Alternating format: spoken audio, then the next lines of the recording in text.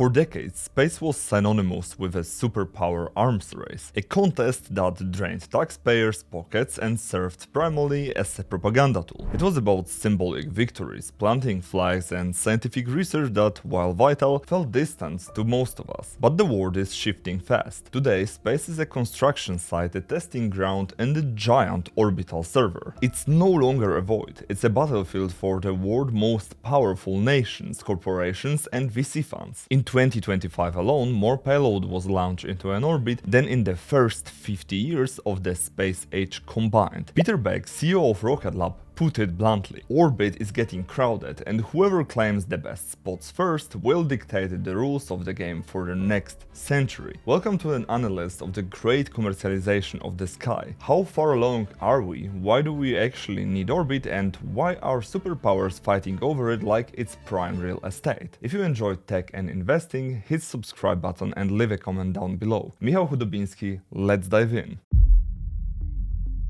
First, we have to ask, why is the space sector exploding right now? For the last 50 years, space was closed for business because the entry fee was absurdly high, far beyond the reach of the private sector. During the space shuttle era in years 1981 till 2011, launching 1 kilogram into low Earth orbit cost an average of $55,000. That barrier remained virtually unchanged for 3 decades. Why? Because rockets were single-use. To put that in perspective, imagine how much a plane ticket would cost if airlines scrapped a Boeing 747 after every single flight and built a new one from scratch. Then came the breakthrough. SpaceX rewrote the math with the Falcon 9, the first rocket that actually comes back and lands. The cost per kilogram plummeted to $2,700.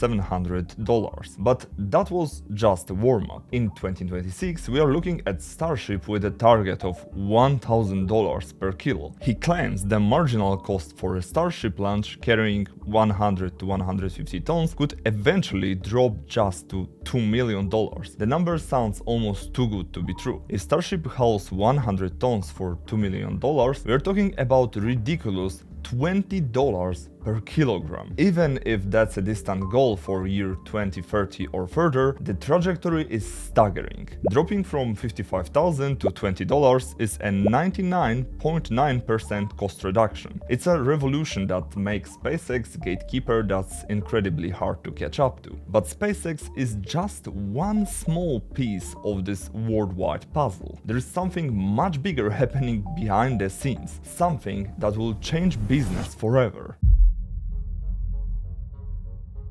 This isn't just about one company's progress, it's about a new platform for thousands of smaller players. Projects that were once impossible are suddenly profitable. Not long ago, engineers fought for every gram, using exotic, expensive materials just to shave off weight. Today, as costs are plummeting, we can build satellites using cheaper components. Mass is no longer the worst enemy. This slashes capex and lets smaller startups into the game. In 2025, SpaceX averaged a launch almost every 2 days. Morgan Stanley predicts the space economy will top $1 trillion by 2040. But this cake won't be sliced evenly. The biggest share goes to who's control the logistics. But there's a new variable. As reaching orbit becomes way easier, the orbit itself becomes crowded. This is why we are moving from a fight to get there to a fight for a strategic slot on an orbit. So why do we need orbit so much?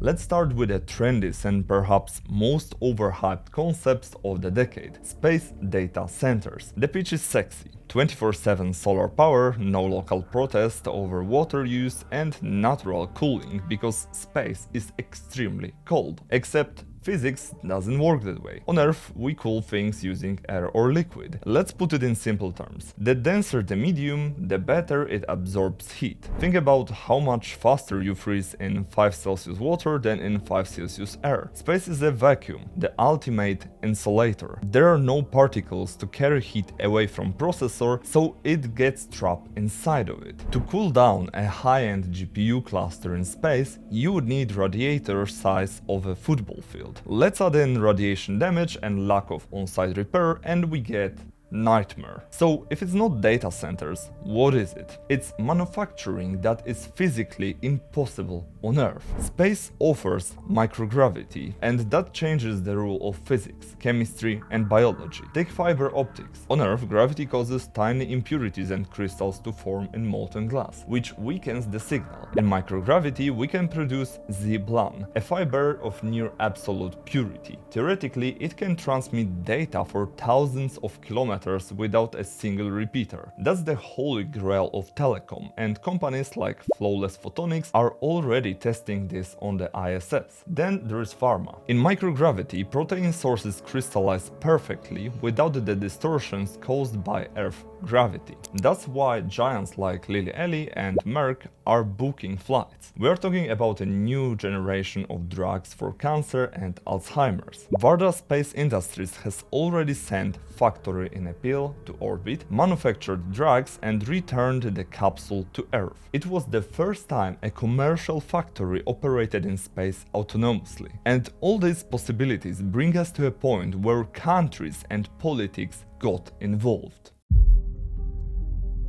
Starlink isn't anymore just about fast internet for rural areas. Whoever controls the LEO belt controls the world's informational nervous system. Look at Beijing. China is building its Guowang constellation of 13,000 satellites for a reason. They watched the war in Ukraine and saw how a single private company, SpaceX, could keep an entire army connected when traditional systems failed. For China, this is a wake-up call. Without their own sky, their digital sovereignty depends on a click in a California office. This is a classical arms race, just on a different plane. So now, how do we, as investors, navigate this?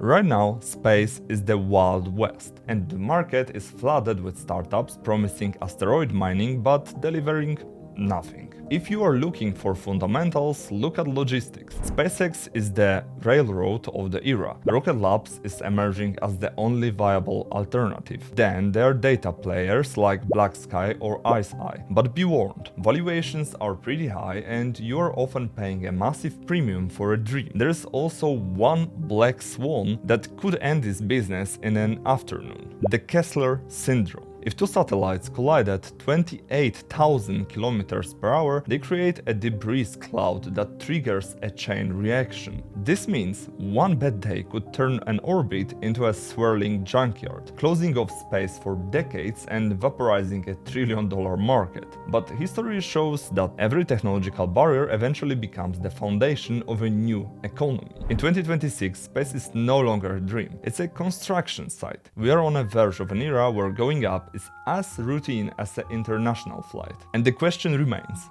are we ready for this world? In one of my upcoming videos, I will talk about how these rates move even further, to the moon, our first extraterrestrial gas station. Let me know what you think about the commercialization of space. Are you investing in it? Michał Chudobinski, see you in the next one.